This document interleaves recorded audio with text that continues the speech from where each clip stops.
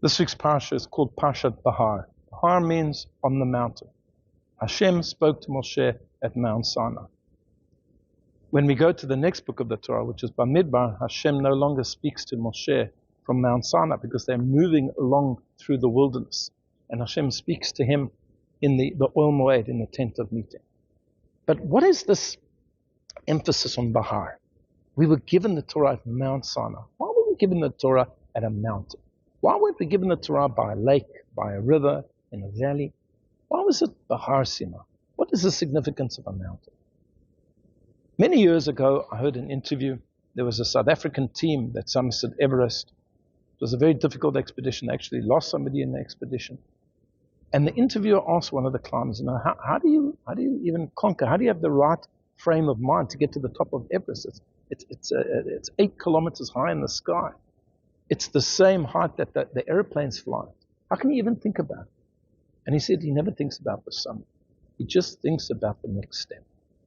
You see, the mountain represents the Torah. And the Torah is perfection, but the Torah is absolutely endless. It's an ocean, as the Talmud says. It's enormous, and it's deep, and it's long, and it's high, and it's beyond human understanding. And when you look at the Talmud, and you look at a whole set of the Talmud on a bookcase, you think, I'm never going to be able to get through that. That is too difficult. But you know what? You don't have to learn the whole Talmud in one day. You can do, for example, the Daf Yomi program, where you learn one double folio a day. Tanakh, the 24 books of the Jewish Bible, it's also very long, but you don't have to learn it in one day. You can learn a chapter a day or even a few verses every day. And slowly, you're climbing. And when you look down, you see you're halfway up the mountain. So yes, there is a mountain and there is a summit. There is a summit because we have to be challenged. And we have to know that there's an ideal. And perhaps we will never get to that summit, but that doesn't matter. We have to be on the journey of growth all of the time. It always has to be, we're climbing upwards. We're going up. And we're growing all of the time. In Judaism, if you're not growing, you're going backwards. That is the mountain. That is Mount Sinai.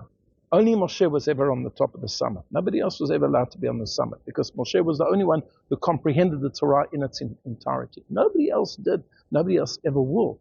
Even Mashiach will not. But each of us have to be on that journey up the mountain. And if we think about the top, it's going to put us off. We're going to be disheartened.